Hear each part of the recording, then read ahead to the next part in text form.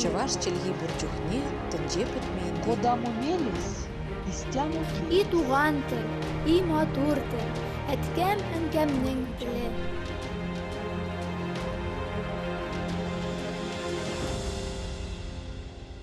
Исәнмесез, сіз Татарстан 24 каналында туған тіл тапшыуын қарайсыз. Сізнің білән Гүлүсә Сыңғатуллина. Бүгінгі тапшу тарихта із қалдырған күрнеклі татар хатын қызлары. Оларның милли мәдәни үсішке йығынтысы һәм күптән түгел Казанда узган Республика күләм татар қызы 2022 бәйгесе финалы хакында. 20-нче йөз башында гомуми милли күтәрелештә моңа кадәр бөтенләй диярлек хукуклары булмаган татар хатын-кызлары баш калкыта. Олар аң белемгә омтыла, җәмгыяви чараларга чыга, театрларга йөри башлый, хәтта киенүләре дә үзгәрә. Татар дөньясының милли йөзен төрле өлкәләрдә йолдыз булып танылган хатын-кызлар билгели башлый. Шуларның берсе татар кызлары өчен беренче мәдрәсә оештыручы, күрнекле җәмәгать эшлеклесе, хатын-кызлардан беренче казый Мөхлисә бубый.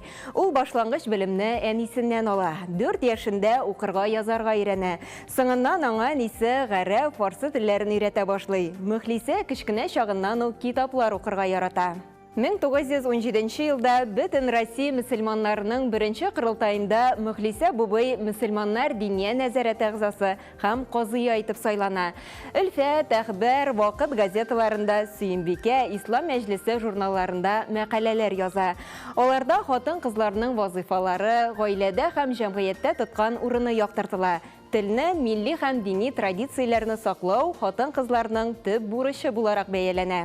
Фаҗигале шәхес культы елларында Мөхлисә бубый бер гаепсезгә кулга алына һәм контрреволюцион эшчәнлек алып барган өчен гаепләнеп 1937 елның 23 декабрендә атып үтерелә. Бары тик 1960 елда гына аклана. Татар милләте үсешенә үзеннән зур өлеш керткән тагын бер үзенчәлекле хатын-кыз Фатыйха Аитова. Хәйрияче җәмәгать эшлеклесе Казанда татар кызлары өчен үз акчасына дөньяви мәктәп ачкан үтә белемле шәхес. Ул 1866 елда Троицкида атаклы миллионер Габделвәли Яушев гаиләсендә туа. Кечкенәдән яхшы белем тәрбия ала. Гаҗәеп гүзәл, бик тәвәккәл характерлы, куйган максатына һичшиксез ирешә торган кыз булып үсеп җитә. Соңра Казан байы хәйрияче Сөләйман Аитовка 4нче хатынлыкка кияүгә чыга. Кияүенә шундый шарт куя. Ул атасы калдырган мирас акчасына Фатыйха өчен Казанда татар кызларын укытырга заманча мәктәп салдырып бирергә һәм хатынына шул мәктәпне җитәкләргә кумачау итмәскә тиеш. Аитова мәктәбен тәмамлаган кызлар рус мәктәпләренә, институтларга укырга керә алганнар. Кызганычка каршы революциядан соң аның мәктәбе тартып алына. Бүгенге көндә Казанның 12нче кызлар гимназиясе Фатыйха Аитова исемен йөртә. Тарихта эз калдырган күрнекле ханымнар бүгенге татар кызлары өчен дә үрнәк. Күптән түгел Казанда узган Республика күләм татар кызы 2022 бәйгесендә катнашучылар моның ачык мисалы. Киләсе сюжетыбыз әлеге бәйге хакында.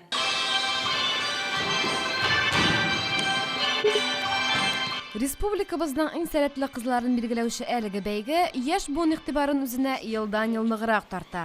Катнашучылар саны үсештә булуы да моны дәлилли сыман. Бу бәйгедә беренче тапкыр катнашам. Миңа инде бу бәйге турында яз гүзәлендә сөйләделәр. Ул охшаш проект, шулай ук студентлар арасында үткәрелә. Моны бәйге дип атау бик дөрес тә булмас. Безгә оештыручылар әйткәнчә, бу зур проект, үзгәреш проекты. Хәзерге вакытта мин ишемдә ниндидер җылылык, яктылык, уянган янәдән милли рух тоям.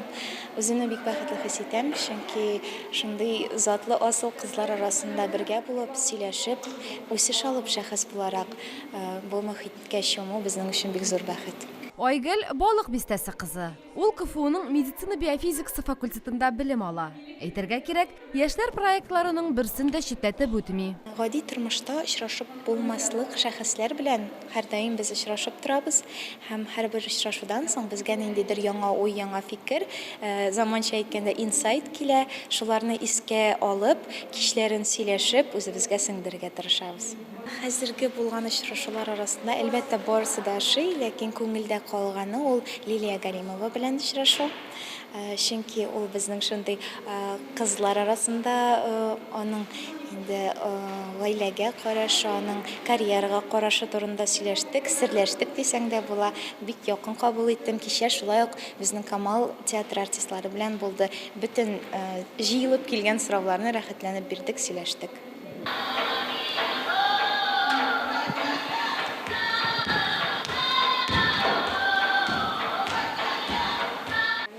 Лайшанынан, Кіші ауылынан оқыйм Идел буе дәүләт спорт, физик, культура һәм туризм университетында һәм медицина күллиятендә белем алам. Әлеге татар кызы конкурсында әлбәттә бу конкурс буенча мин бик күп әйберне карап килдем, финалларны һәр вакытта карап килдем, тарихы белән кызыксындым һәм менә бу ел үзем дә катнашырга теләк белдердем. Татар кызы бәйгесе безнең өчен ярышу бәйгесе генә түгел, ул татар милләтенең барлык мөхитен, тарихын, мәгърифәтен, барлык халкыбызның барлык гүзәл сыйфатларын үзенә алган бер чара. Ике уку йортында белем алган Камилә төрле проектларда да катнашу җаен таба. Татар халкында шундый мәкаль бар. Тырыш әмәлен табар, ялкау сәбәбен табар дигән. Шуңа күрә теләк булса, барысына да яшәп була. Гаилә минем өчен беренче чиратта иң зур терәк. Мин аларны бик яратам, алар минем өчен җан атып тора, һәм мин үземнең яраткан гаиләмә, кадерледән кадерле әниемә бик зур сәлам һәм бик зур рәхмәт итәсем килә. Бәйгенең республика күләм өлешендә җиңү яулаган кыз халыкара дәрәҗәдә Татарстанны тәкъдим итәчәк. Ни диек, бары уңышлар юлдаш булсын.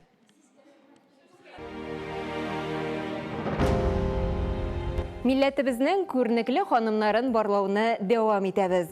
Гвардияның өлкән лейтенанты, очучы, Советлар Союзы герое Мәгъүбә Сыртланова 1912 елның 15 июлендә Уфа губернасының Бәләбәй шәһәрендә крестьян гаиләсендә туа. Урта мәктәпне тәмамлагач, 1929 елдан Ташкентта телеграфист булып эшли.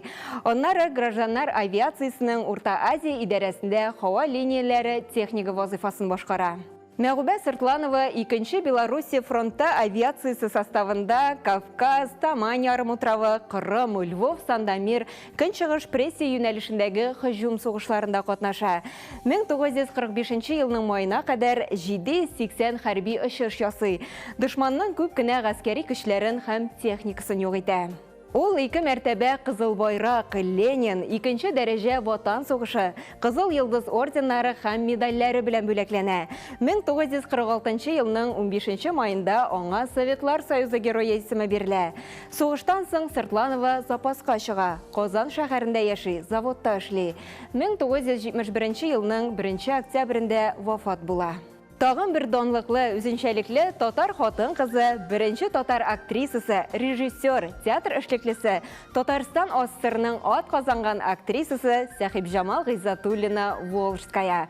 Ул 1907 елдан Сәйяр беренче профессиональ татар труппасында эшли. 1912 елда Уфада Нур труппасын оештыра. Күп кенә спектакльләр куя. Гражданнар сугышы елларында Көнчыгыш фронтның 2-нче армия янында фронт труппасын оештыра. Татар театрының башлангыч чорында гаять авыр шартларда татар сәхнәсендә зур хезмәт куйган әлеге милли сәхнә остасына багышлап драматург Нәкый Сәнбәт Гөлҗамал дигән драма яза. Бу әсәр 2 мәртәбә Галиәскәр Камал исемендәге Татар дәүләт академия театр сәхнәсендә куела. Тарихны барлаудан бүгенге татар кызларына күчик. Киләсе сюжетыбызда республика күләм татар кызы 2022 бәйгесе нәтиҗәләре белән танышуны дәвам итәрбез. Матурлык, сәләт, милли традицияләр. 2 атна дәвамында кызлар үзләрен шушы өлкәләрдә сынап карый, яңа белемнәр туплый, танылган шәхесләр белән аралаша. 19 елда җиңгәннән соң ничектер татар кызыннан аерыласы килмәде. Шуңа инде хәзер менә ничәнче ел оештыру вазифасын үтим. Шушы татар кызы гаиләсеннән аерылып булмый. Шуңа күрә ел сайын да инде бу программа төзү, кызлар белән эшләү, кураторлык, оештыру эшләрен алып барам. Булай инде гомумән үзем испан теле укытучысы, ләкин шулай да менә сезонлап без кызлар белән эшлибез. Һәм инде бу минем шулай күңелемә ята торган аерым бер олы шөгыль һәм олы бер гаилә булып тора. Татар кызының быелгы программасында Азилә төзегән. Кызыклы шәхесләр белән очрашулар, дәрес лекцияләр, төрле экскурсияләр оештырган. Гомумән безнең бу ел мәгърифәтче күренекле ханымнарга багышланган. Ләкин шулай да инде бу мәгърифәт кенә түгел, төрле өлкәләрдә билгеле булган күренекле ханымнар белән очрашулар. Бу инде спикер буларак без менә лекцияларга Дина Шафиковнаны чакырдык. Шулай ук Лилия Галимова белән очрашу булды безнең. Төрле өлкәләрдә шулай үзләрен күрсәткән, ниндидер нәрсәгәдер лайык булган, шундый зур тәҗрибәле ханымнарны сайлап, кызлар белән очрашуларга чакырабыз. Һәм инде бу кызлар өчен дә шундый улы мәктәп, алар очрашудан соң гел дә шундый илһамланып калалар, үзләре өчен ниндидер яңалыклар ачалар һәм бу бик файдалы дип уйлыйбыз.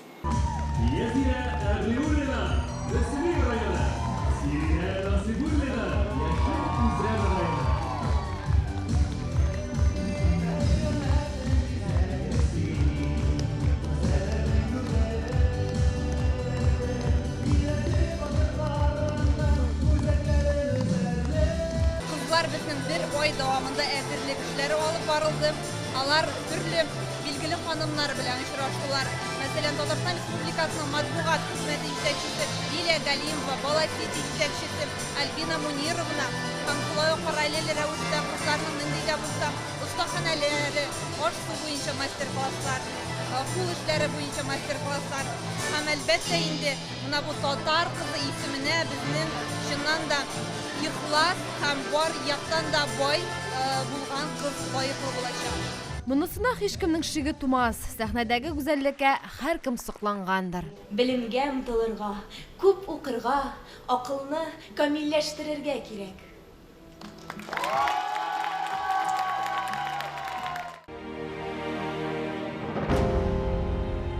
Тагын бер күренекле хатын-кыз, танылган җырчы, Татарстанның халык артисты Галия Кайбецкая. Ул 1905 елның 21 маенда Җаек шәһәрендә мәшһүр татар мәгърифәтчесе Мытыгулла Тыгъбатуллин гаиләсендә туа. Гаиләнең бай традицияләре аның тормыш һәм иҗат юлын билгеләүдә зур роль уйный.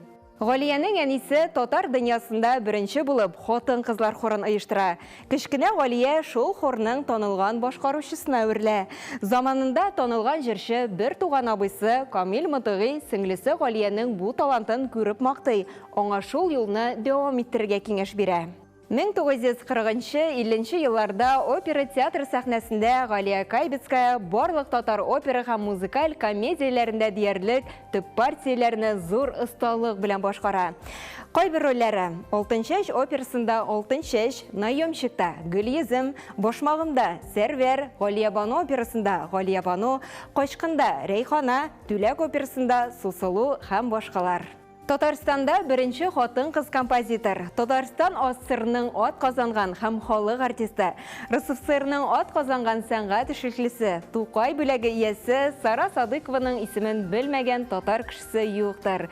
Ул 1906 елның 1 ноябрендә Казан шәһәрендә туа. Шул заманның данлыклы кызлар гимназиясе Фатыха Аитова мәктәбендә белем ала. Аны тәмамлагач, Казан педагогика техникумында укый. Техникумда җыр дәресләре алып барган остазы, татар халкының беренче композиторы Солтан Габәши Сараны хорда җырларга чакыра. Салих Сәйдәшев исә аның үзенә көйләр язып карарга киңәш бирә.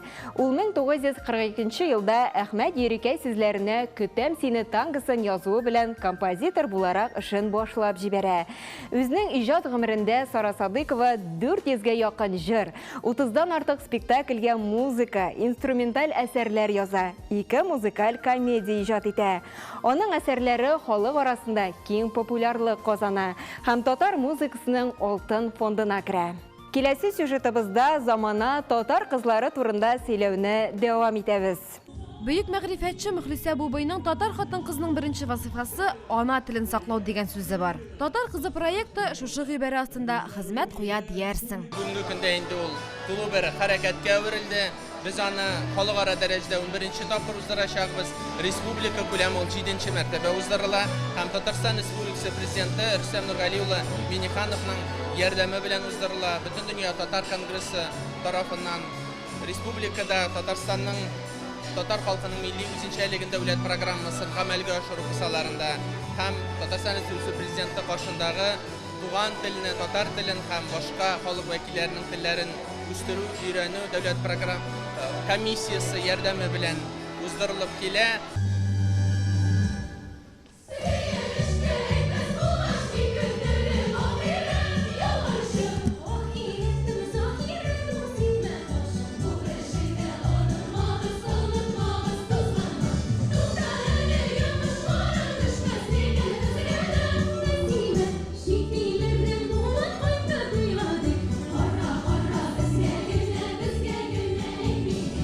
Матурлык бәйгесе генә түгел. Без үзебезнең бәйгедә катнашучы кызларыбыз, алар безнең ана тел сагында, милләт сагында һәм без төп максат итеп һәм төп бурыч итеп тә шуны куябыз. Башта ел дәвамында әлеге бәйге оештырылып килә. Безнең аерым бөтен дөнья татар конгрессы каршысындагы дирекциясе эшләп килә. Һәм безнең республика күләмендәге татар кызларыбыз башта һәрбер үзләренең җирлекләрендә, районнарында, шәһәрләрендә 5 зона этабында, Татарстанда, Казанда һәм инде әлбәттә менә бүген без киләсе елга халыкара дәрәҗәдә уздырыла торган, Үзбәкстанда, Ташкентта була торган татар кызын бәйгесендә Татарстаннан кайсы кызыбыз тәкъдим итәчәгенә җавапны бергәләшеп табачакбыз. Кыз булса кыз булсын, күктәге йолдыз булсын, ир төсле юлап булсын, егетнең күңелен күрсен. Егет булса, мут булсын, ике күзем ут булсын. Ут булмаса, күз алдынан юк булсын. Biz kızlarımızın şəhər һәм авыл кызларына бүлмибез. Алар һәрберсе заманча, алар һәрберсе затлы, алар һәрберсе зәвыклы. Һәм төп мәсьәләгә сез дөрес әйттегез. Без тел мәсьәләсенә басым ясыйбыз. Туган телебезне камил дәрәҗәдә белү, ул безнең кызларыбыз өчен табигый. Һәм безнең төп, әгәр дә республика күләмендәге дәрәҗәгә күтәрелгәннәр икән, әлбәттә ул мәсьәләдә инде бернинди дә сорау тудырмыйлар. Тик ни дисәң дә бу бәйге. Бәйгедә җиңүче булуы мәҗбүри шарт. Шараның республика күләм өлешендә гран-прига Актаныш кызы Энҗе Габдуллина ия булды.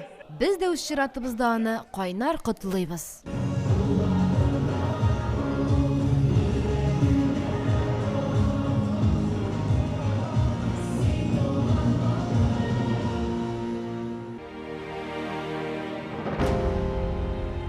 Кайсы гына өлкәне алсаң да, татар хатын кызлары чыннан да үзләрен югары дәрәҗәдә күрсәтә алган һәм күрсәтә дә.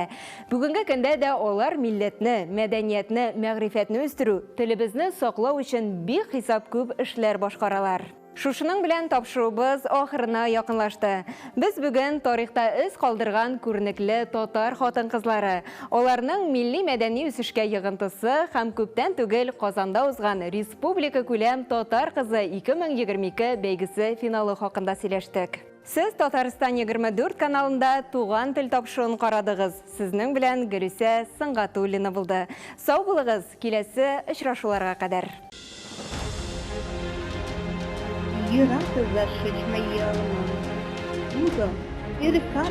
Чаваш челги бурчухне, тынже путмейді. Кодаму мелис, истяму ки. И туган тел, и матур тел, әткәм әнкәмнең теле.